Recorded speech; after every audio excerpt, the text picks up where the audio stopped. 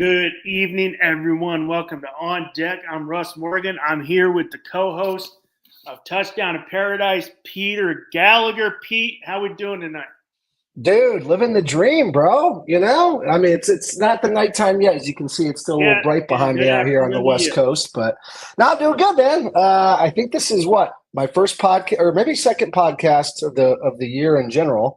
And we're only, it's the off season for Touchdown Paradise, but baseball's picking up, which is exciting. And you're the baseball guy, so I'm happy to be here with you, man. Thanks for the invite. Definitely, Pete. Thanks for coming on. You're always welcome. Like you said, baseball right around the corner. Spring training starts on Saturday, so I'm stoked because, as I know, last week for me, I was bored out of my mind with sports. I'm not a hockey guy, and I was tuned in like hell because I'm never going to watch the NBA All-Star Game, and I'm watching USA get jacked up. Try to keep it PG, but I was jacked watching that. But like you said, baseball around the corner, spring training. Start with some smaller news, obviously. Sure. Tommy Pham, 1 year, $4.25 million. Well-traveled guy. This is his seventh team in 3 years. But he signed with the Pirates. Will probably be trade bait. Sorry, Pete. Pete's a Dodgers fan, so this will be a little shot to him. But also, they signed a lot of people, so it's not a big deal for Pete. But Padres signed Nick Pivetta, 4-year, $55 million deal. He'll slot nicely in that fourth spot behind Cease King and Darvish. So, I mean, that's a solid 1 through 4 if those guys stay. Yeah, that's true. I thought that Pham signing was good. I mean, he was good when he played against us when he was on the Diamondbacks. I thought he was a good player. He had a pretty good run there. I think he's a solid player. I mean, he had a down year last year. He'll be a guy who's a good clubhouse guy because the Pirates are definitely a young team. Exactly.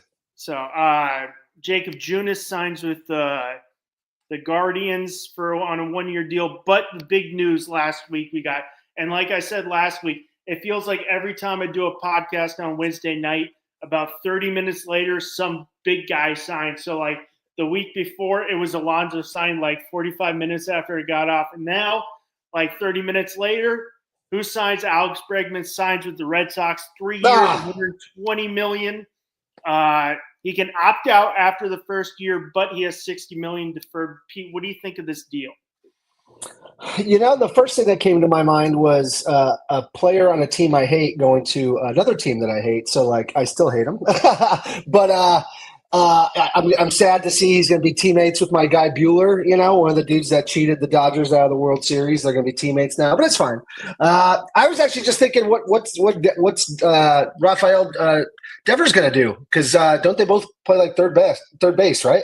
Well, we got a lot of controversy in that. Obviously, it's been all over ESPN.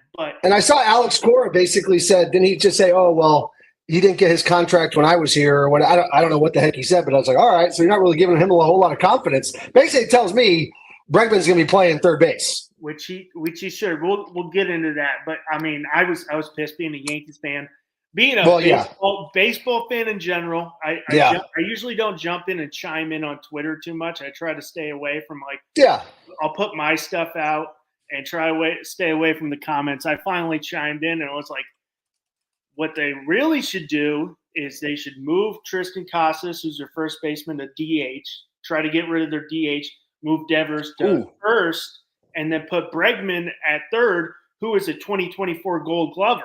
Now, that's true. I get a little pushback on that. I'm like, I get Orioles fans like, I love that. I'm like, I like the drama too, being a Yankees fan, but from a pure baseball guy, because I love baseball, I'm like, this would be the best. So let's get into the stats of Devers at third. Devers has the most errors committed in the MLB since 2017 with 141 runs. Oh, okay. So right there, to me, it's like, all right, he's done. His defensive runs saved since 2018 is negative 57. Jesus, oh my God. Errors have almost doubled Bregman, who recently signed, who is a plus 23 defensive run save guy. Devers, this is what Devers said. Devers said, to the rumors of playing first or DH, said, no, I'm a third baseman. Third base is my position. It's what I play. Devers has made it clear that he wants to stay at third. Bregman's won the Gold Glove in 2024. Bregman came out and said, "I'll play wherever it helps the team win." Pete, what are your thoughts on that? My thoughts are Bregman is saying that because he pretty much knows third base is his. What is Devers? His contract is what, 10 years, $313 million? I mean, I don't know. I don't know what like opt-out stuff or trade stuff they have. Like, can they even move him? Like, what the vibe is, what the market is for him? I don't know. But I think Bregman's just coming out and saying that because he is a team guy, but he also knows like he's better at that position. So he's from a position of strength. Like, hey, I'll do whatever the team needs. But he secretly knows, dude, I'm playing third base. So like, figure it out, guys. Like, really, that's kind of what I see. The bigger thing to this though that no one's talking about here. Bregman owns a salsa company called Wildly Different Salsa. How's that going to play in Boston? They don't eat hot food up there, dude. So I don't know what type of deal they gave him, but his other business is going to be flailing because salsa's good in Texas. People in Boston can't handle a jalapeno pepper, my man. So that's really what I've been concerned about.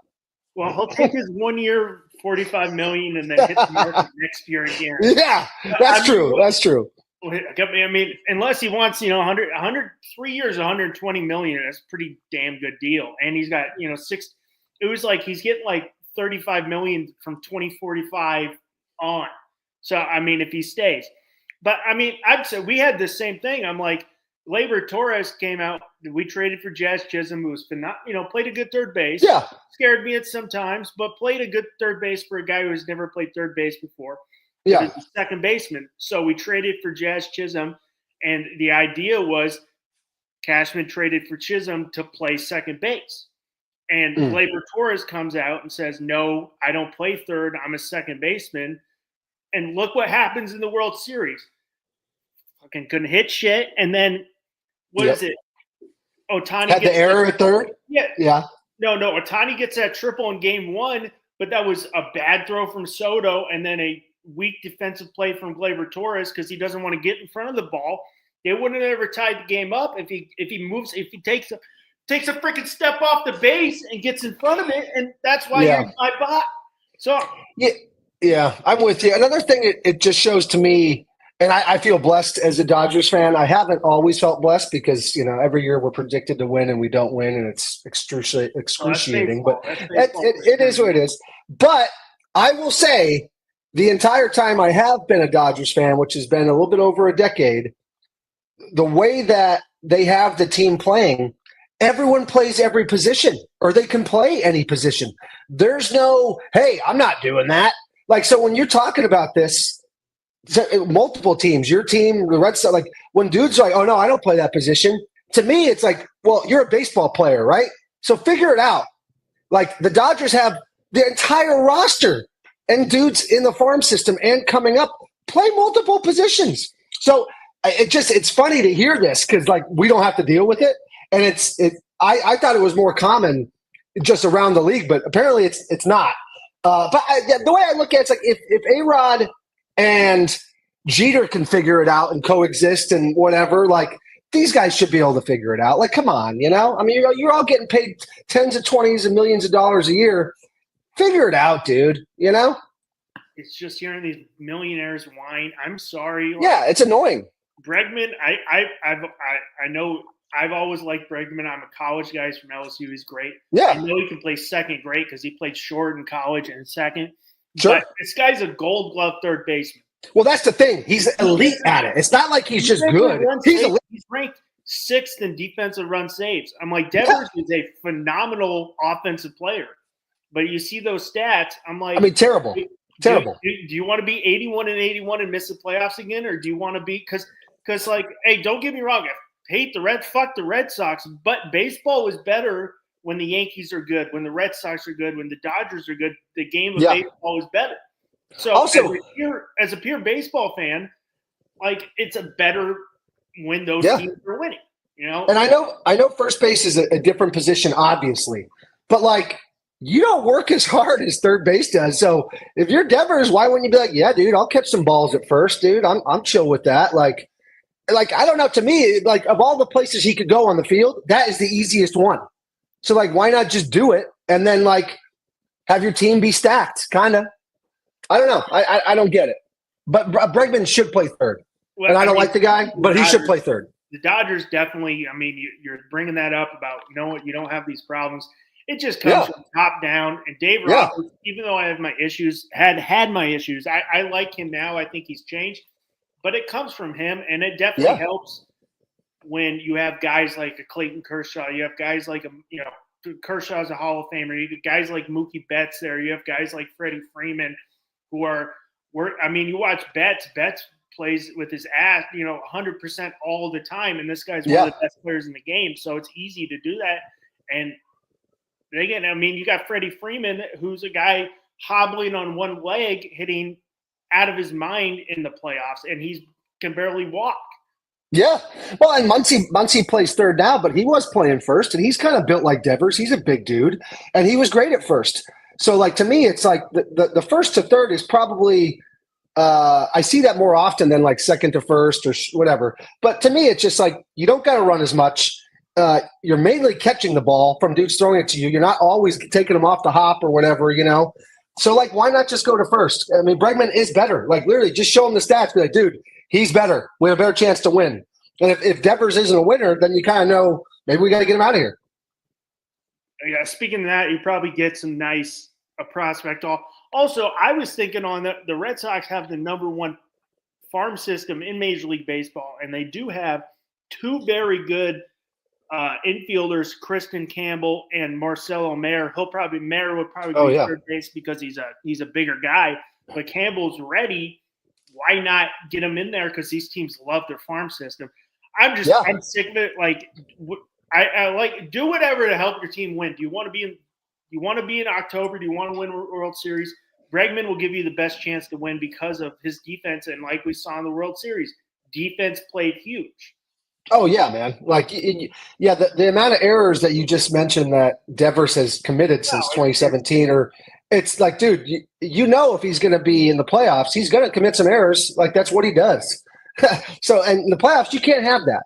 Now, you got to play fundamental baseball. That's what the Dodgers did. Fundamental baseball is important. But let's get into some predictions, some early season stuff, Pete. We'll kick it off with the NL East. NL East, we had Phillies won the NL East at 95-67. Braves came in second, 89-72. Mets were 89-73. Unfortunately, the Marlins 69-100, 62-100. Washington 71-91. Who you got winning the AL East this year, Pete? I think it's going to be the Braves. I think that they're going to take it home. The Braves have been very good the past, I guess really 6-7 years. They've lost a couple guys, Freeman and other guys. But I think the Braves. I think the Phillies maybe take a little step back here. It doesn't mean that they're not going to, the playoffs or whatever. But I just think the regular season, I think the Braves got it. And the Braves a lot of times have our Dodgers number too. So, I'm looking at it and I'm just – the way Philly went out last year, I was not happy with just in general, just the way they played. And it was very lackluster. And I think that might drip into the season. And they might turn it on in the second half of the season, but I think they're going to start off lackluster and they're going to come in second. Well, yeah, I like the pick. I just don't know the Braves pitching. I think they lost too much on the pitching. Well, yeah, they lost Fried, right? They lost Morton. They didn't do much. I'm sticking with the Phillies to win it just because of that solid 1-2. If they can they got Lowardo from Miami. If he can go back to the form before he got injured, I think that's a solid pitching staff. Yeah. And their lineup is basically the same. I got the Phillies, Wheeler, Nola. I got them winning the East again. I think in my opinion, it comes down to the Phillies, Braves, and Mets. I really want to see the Mets kind of implode. Would kind of be funny, but they got a hell of a lineup. Moving on. Yeah, they do. NL Central. Milwaukee won it in 93-69. St. Louis was 83-79. Cubs were 83-79. Cincinnati 77-85. And Pittsburgh 76-86. Who you got, Pete? Oh, the Brewers always seem to find a way to be good. and I'd hate to bet against them, but I don't have confidence in the Cubs to win it. I think they might be top two in the NL Central. Um, I don't know. I kind of feel like it's a changing of the guard. Maybe like we see the Reds win it. Maybe it's like Reds Cubs. That's maybe kind of what I'm hoping for. So I'm going to go with that. I'm going to go Reds Cubs top two. I don't know if that's going to happen because the Brewers are the. I'm with you on that. I know. I'm going with the. I was on the Reds last year. I was a little early. Plus, the Reds got our guy from LA. Yeah, they got Gavin Lux and Gavin Fuck. I was on him last year. I'm on him again. I think the offense is phenomenal. You got, Ellie De La Cruz. They got a solid offense. You're getting Matt McClain back from UCLA, from Beckham High School in Irvine from UCLA. Pitching staff is loaded. Hunter Green from Notre Dame, Sherman Oaks High School. You add Brady Singer. You got Nick Lodi. Gavin Lux, of course. I think it's this year. And the biggest reason for me they win is because you add Terry Francona. And that is baseball easily in general. And I mean, that guy is a hell of a manager. I think that's why they win the NL Central this year. I'm with you on that. I think the Cubs will be very competitive this year with the Tucker trade. I just don't know if their pitching staff got it. So I think we're both on the same page with that. We're both going with that. Francona is definitely a huge part of it because, I can think of only a handful of managers in all of baseball that if you gave me a team that needed a coach, I mean, he's easily top 2 or 3 dudes. I'd be like, yeah, him. He's so good. And he was great in Cleveland. What he did with them last year to get them a few games away from the World Series, almost, competing with the Yankees. No, he wasn't last year. He was the year before. He's done it 23. Damn, yeah. With the Red Sox, he was coaching when they lost to the Cubs. They almost beat the Cubs. That's true. Yes, that's right. Yeah. I mean, he broke the curse. I mean, it's a hell of it. That's why you add a veteran guy like Terry Francona, and it's going to be they're exciting. The dude's a legend. They're exciting baseball. Ellie De La Cruz is a highlight reel. Oh my God! Yeah, he's. Anytime I turn on the MLB, the whatever the heck it is, full plate or whatever, I always go to Reds games because they're on nice and early out here, and I'm like, all right, let me check out what De La Cruz is doing, and they're always fun to watch. He's a human highlight. He is. I mean, how fast can he throw it? I mean, he's like 90. I think he got up to 98 across the diamond. Yeah, something like that. Something 96, nuts. 98. But I mean, he flies around the bit. All right, well, we can move on to the NL West, which is, Dodgers won it all, 2024 World Series champions. Congrats, Pete. Thank you. Won the NL West at 98-64. Padres at 93-69. Diamondbacks at 89-73. San Fran at 80-82. And Colorado at 61-101. I'm going to kick it off. I'm going to go to Diamondbacks. No, I'm just kidding. Dodgers got this wrapped up. I was going to say, I'm not going to, but the only way I would choose someone else would be to fade myself and be like, I said that. I'm an idiot, I mean, all they've done, you're getting you keep the same roster from last year. You bring back Kike Hernandez as, limited as he kind of has in the regular season. The guy can hit in the postseason. You bring back Tommy Edman. You keep the same roster. I mean, yes, you lose Gavin Lux. You get the guy from Korea. Hopefully it'll work out. You got Mookie Betts and the pitching staff. Who knows? It's baseball. It is baseball. Yeah. The craziest sport in mind. But, I mean, the pitching staff on paper is insane where you have Snell, Glasnow. Whenever Ohtani comes back, you have Sasaki, you have Yamamoto, and then you have Dustin May and Tony Gonsolin sitting back there who haven't pitched in 2 years. But I mean, and you had, future Hall of Famer Clayton Kershaw whenever he comes back. It's insane. I do think the Diamondbacks could push. I don't think they win, but I think they could push them a little bit because of their pitching staff. But I got the Dodgers as my favorite to win the World Series, as probably everybody else does too. I think so too. I mean, we've definitely bolstered our starting lineup, the starting staff. I mean, having Snell on there and Sasaki. We got what Kirby Yates. We just got him on another deal. Tanner Scott. So I think across the board, our pitching looks phenomenal. I just hold my breath because every year I kind of say that, I feel like, and then a bunch of dudes get hurt. So I think it's almost too deep to like fuck it up. Pardon my French, but you never know. It's baseball. So if the Padres or the Diamondbacks are charging us, the back half of the season, and we're only a couple games up, or God forbid, a game or two down, I would not be shocked at all. To be honest with you, I would not be shocked. I think Dave Roberts is a good enough manager to not have a World Series hangover. Because if you look, we won it in 21 or 20, and didn't the next year didn't we have like the best record in the entire history of baseball? So Robert. Well, but I mean, it was 22. Yeah, that's it. Yeah, best record that year was 100. Yeah, so he's shown he can keep the team on track and not have a letdown. It's just going to be really up to the players. It sucks that we lost Lux. Jack Flaherty's gone. I really liked him. He's a gamer. He helped us win a World Series. He's back at Detroit. Yeah, exactly. So we did lose some guys that and Bueller, Jesus, I mean, yeah, the biggest one of all. So it sucks to lose them. And, we'll have to learn these new guys, especially the guys coming from Japan. I haven't really seen them play. So it's exciting, though. I'm really excited about it. But I would not be shocked if the Dodgers are right in contention or just barely in second place for the NL West, back half of the season. I wouldn't be shocked.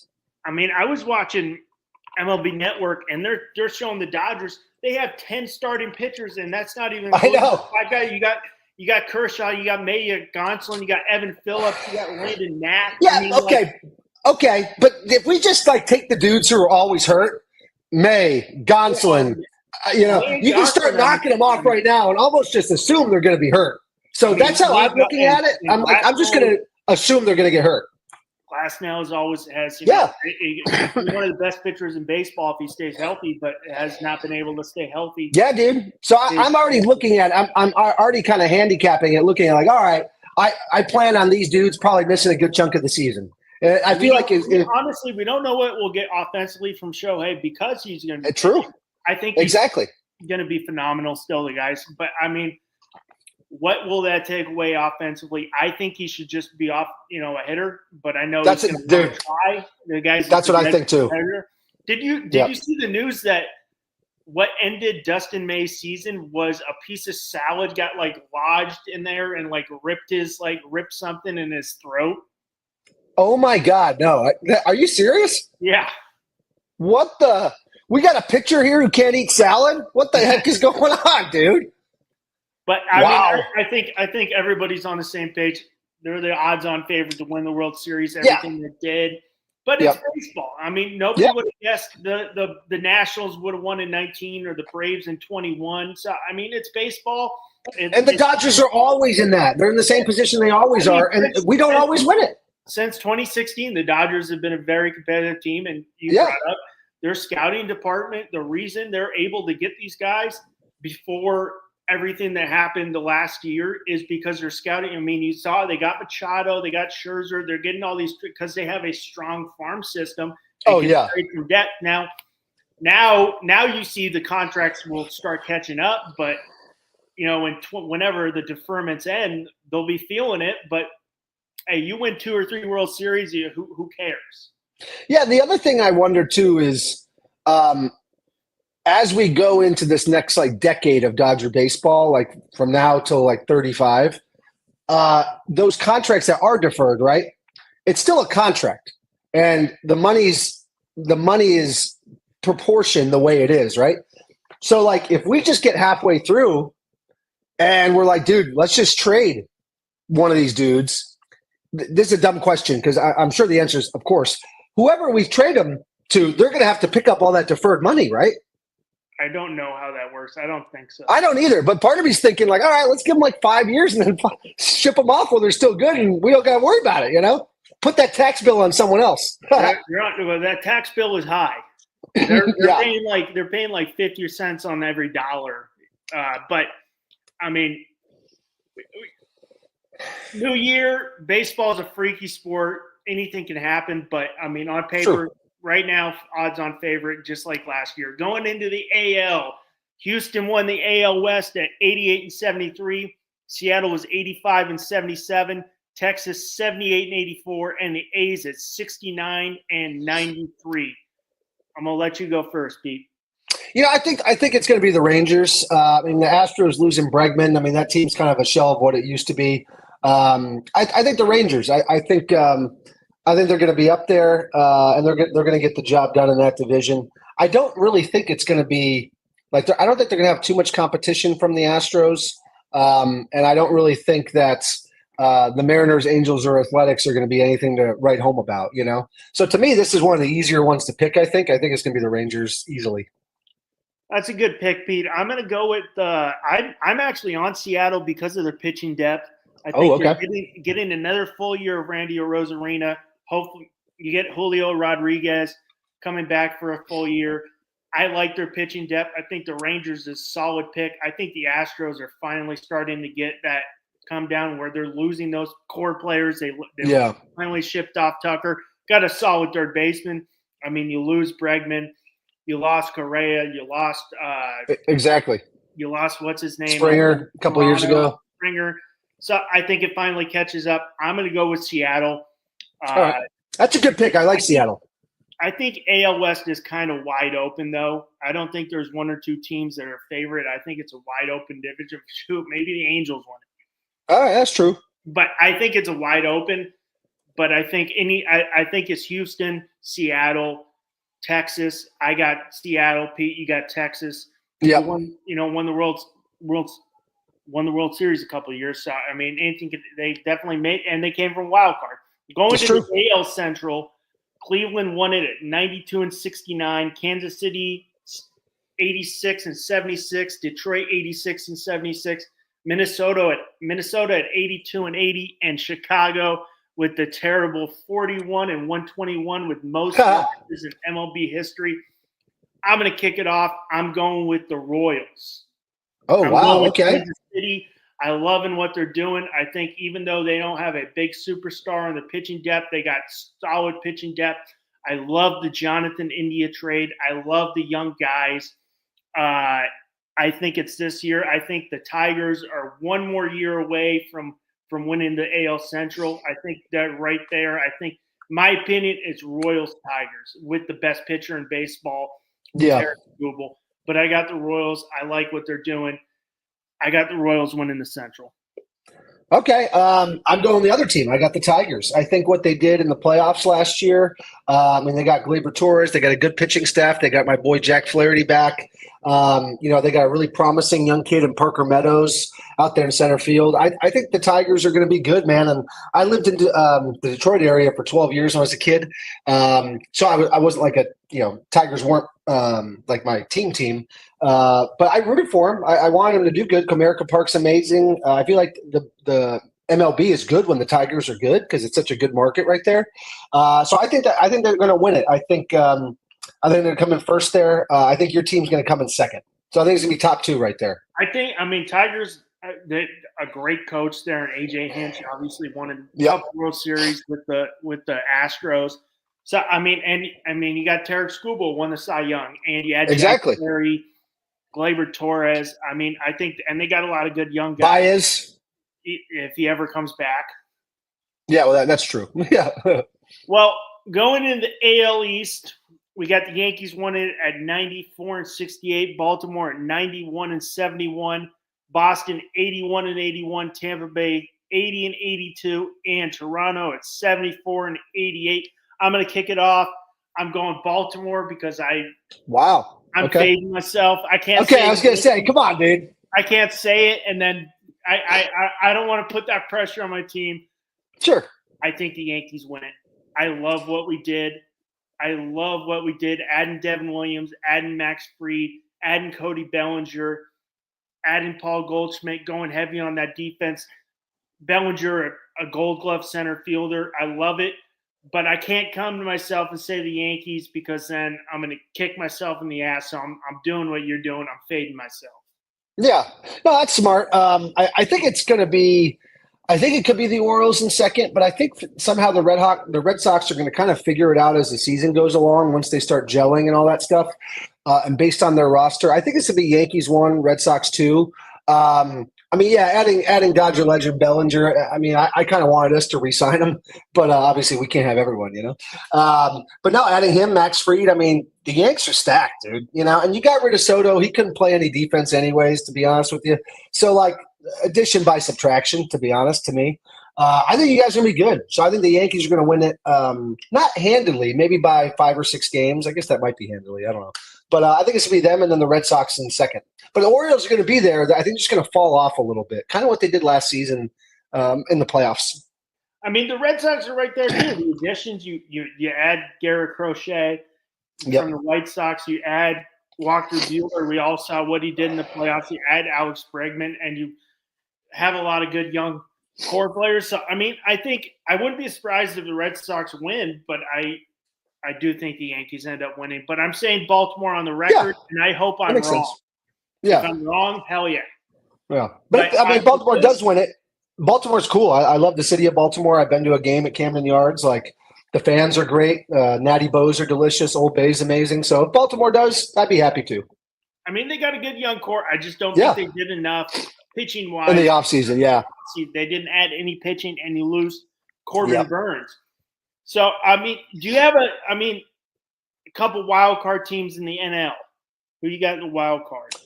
Ooh, wild card. That's a tough one. I'm thinking maybe the Giants. Nice. Yeah. I think maybe the Giants. Maybe the Pirates. Giants or the Pirates. I like Paul Skeens. Maybe that they can get something going. But I think those are 2 teams I'd be maybe looking at. I don't know. I haven't done a ton of research on it, but I think both teams are on. I think both teams are on the up. That'd be 2 surprising teams. For me, I'm going the Diamondbacks. I think the Diamondbacks could actually push the Dodgers because of their strength. If they get back to what they were a year before in 23, they have a solid offensive hitting and defense, and what they added pitching wise. They already had a strong pitching staff with Zach Gallen and Kelly, and then you add Corbin Burns, who's one of the best pitchers in baseball. I think the Diamondbacks will get it. I think the Mets will get one, and I still think it's really tough. I think San Diego's got it, but it'll come down to San Diego and Atlanta. But San Diego is kind of like, this year it's weird. They're competitive. They're one of the hottest teams in baseball, and then they're talking about trading guys. But I think their pitching staff, you had Nick Pivetta, you still have Cease, you have runner-up from the Cy Young, Michael King. So I still think they got it. I think the D-backs could push the Dodgers this year because they have a really strong pitching staff too.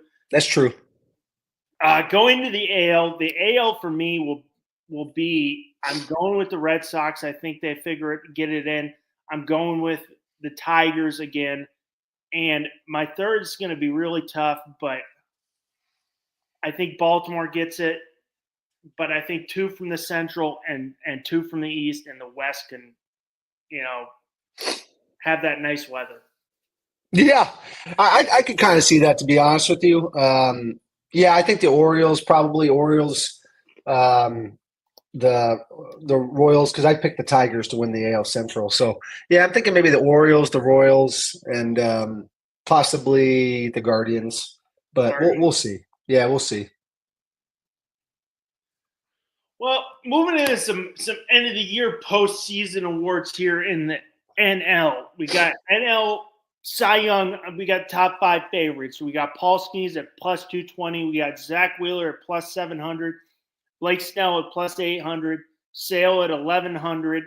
And Burns at 16. Who do you got winning your Cy Young, Pete? I'm going to take the homer and Snell. I think the pitching staff that we have, and just in general, the Dodgers pitching coaches, Mark Pryor and all these guys, the Dodgers do pitching so well.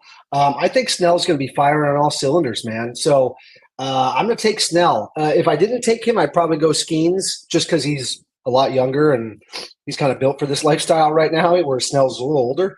But I think I'm going to take Snell. I think he's going to be lights out this year. Well, it's not a bad pick. Obviously, you won the 2023 Cy Young, so I mean he's not far removed. I'm going with my boy Paul Skeens, local LA boy, El Toro High School. Which, if you look at El Toro High School, and I think it's in some not orange, like technically LA, but it's Orange County. I'm gonna look it up right now. Yeah. I mean it's. I'm pretty sure Orange County. I can't remember where in Orange County. I've been there once, but I mean they got Nolan Arenado, Matt Chapman, Austin, and his brother. I mean the names. I'm going with Paul Skeens. I root for that guy all the time because he is a stand-up guy. I mean, and I think he takes it by. I think he's taking the MLB pitching by storm.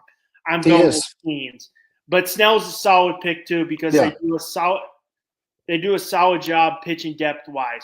Moving to the MVP, they got Ohtani at plus 155, Soto at plus 500, Tatis, this is all by DraftKings, Tatis plus 800, Betts at 1,300, and Kyle Tucker at 1,400. Pete, who you got for the MVP? I could see Mookie winning it. I'm not just going to pick two. Well, I might just pick two Dodgers. The thing I don't know is how is Ohtani going to be, like we talked about, pitching this year? How's it going to affect his hitting? Like you mentioned, I kind of want him just to be a hitter. Like you had a generational year and you didn't pitch.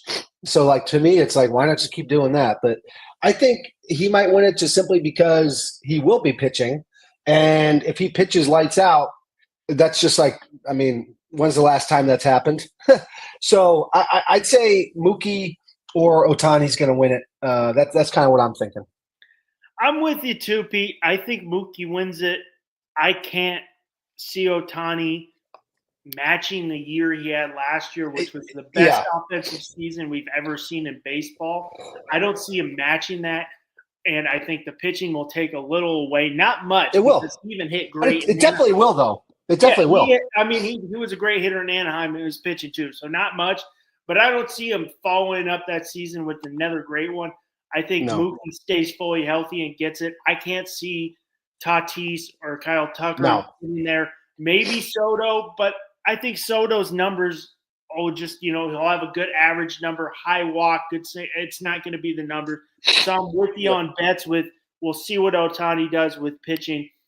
This one will be a little interesting for you, but we can move into if you got any Rookie of the Year, Roki Sasaki at plus 225, Dylan Cruz at 380, Matt Shaw at plus 500, Bubba Chandler at plus 1,000, and Jordan Lawler at plus 1,500.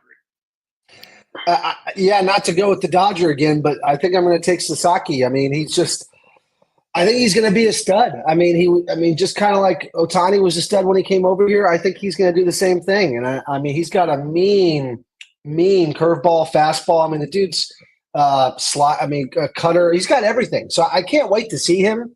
I'm nervous because I feel like he could start off in a slump a little bit just because he's kind of his first year in and all that stuff. But I think he's pretty well insulated with Yamamoto and Ohtani. It's almost going to feel like home, kind of. So I think he's going to be bolstered by that and our good pitching staff in general to where he doesn't have to carry the team. So he's just, all right, every night I'm going to go out there and throw my best damn stuff. And if we don't win, whatever, we're probably going to win almost every game of the season or whatever, So I think he's going to probably win it. Okay. I like it. I think he's the odds-on favorite. I'm going to go Dylan Cruz. I think he has a big year. I loved him from LSU. I think that what the Nationals were doing was big. So I'm going Dylan Cruz. I think he wins it this year. I think the Nationals have a good surprising team. Moving to the AL Cy Young is Tarek Skubal at 350, Crochet at 600, Cole Ragans at plus 1,100, Jacob deGrom at plus 1,000, Gilbert at plus 200, and Garrett Cole at plus 200. I'm going to go Cole Ragans from Kansas City. I don't think Skubal gets it 2 years in a row. Yeah, I was going to do the same thing. The only other thing I don't know is because I haven't kept much attention to it. How's DeGrom doing, like health wise and all that stuff? Is he going to be fine to go and all that? Back, but yeah, I haven't Okay. seen much health wise. They're saying he's back, but he's just injured way too much for me. I know that's the thing. Like, and when he's on, like, if there was a guarantee he was going to be healthy, I'd say, yeah, he'd probably be my odds-on favorite. But he hasn't been healthy for a number of years, so I think I'm with you. I don't think Scooball is going to win it, or Scooball is going to win it 2 years in a row. But I think he'll be in contention for it. I still think he's going to have an amazing year. But yeah, the kid from Kansas City, I think he's going to take it. Moving into MVP odds, Aaron Judge at plus 300, Bobby Witt at plus 350, Gunnar Henderson at plus 700, Jordan Alvarez at plus 750, and Corey Seager at plus 1,000. I'm going to kick it off. I think it's going to be Bobby Witt Jr. with the Royals. So, in my opinion, 2 Royals get it. I think this guy's the best young shortstop in baseball. If Aaron Judge didn't have such a great regular season, he would have won it last year. I think it's his time to get it this year. Yeah, I think I'm going to take Aaron Judge. I think with Soto gone, Judge is going to put this team on his back, even though he doesn't necessarily have to because he had some really good pieces.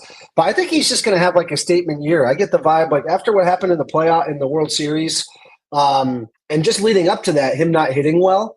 I think he's going to be on one, dude. Like I think he's going to be ripping. And he doesn't got to deal with all this Soto talk and Soto over there, like hitting home runs, taking away from his shot. Not taking because Judge doesn't care about that. I don't think. I think he just wants to win. But I think the stage is set for him to ball out, and I think that's exactly what he's going to do. And he's going to have an amazing season and a great postseason. And I don't think they're going to win the whole thing, but I wouldn't be shocked if they did. And I think he'd be a huge part of it. Well, I'm with you. I'd be super jacked if that was if that happened again. Moving into AL Rookie of the Year, we got Jason Dominguez at plus 450, Roman Anthony at plus 650, Christian Campbell at plus 750, Jacob Wilson at plus 800, and Jackson Jobe at plus 1,000. You go first. Well, I'm going a little off board. I'm going with Jacob Wilson with the athletic. I don't know what you call them, the Athletics now. They're not anything. Guy's got baseball in his blood. Struck out like 20 times in his college career. The guy just puts the ball in play, a hell of a shortstop. I'm going Jacob Wilson. Also, for me, I think the A's can be a little surprising this year. Will they make the playoffs? I think they got a lot of good young guys. You add Springs with the from the Rays. You add Severino. I think the A's can make a little noise. They got a lot of young players, but Jacob Wilson, we saw him a little bit last year, and he played solid. And I think if he stays fully healthy, I think he wins the AL Rookie of the Year.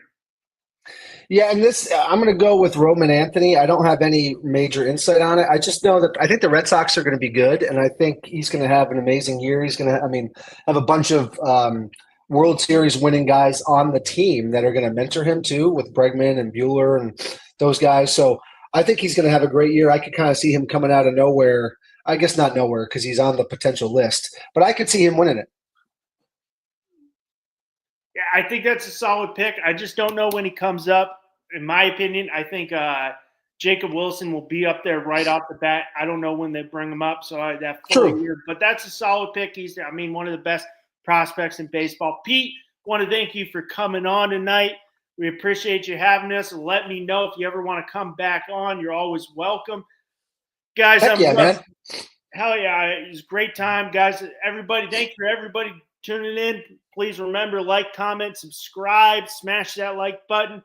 This is On Deck. I'm Russ Morgan here with Pete Gallagher from Touchdown in Paradise here on FTSN. You guys have a great night.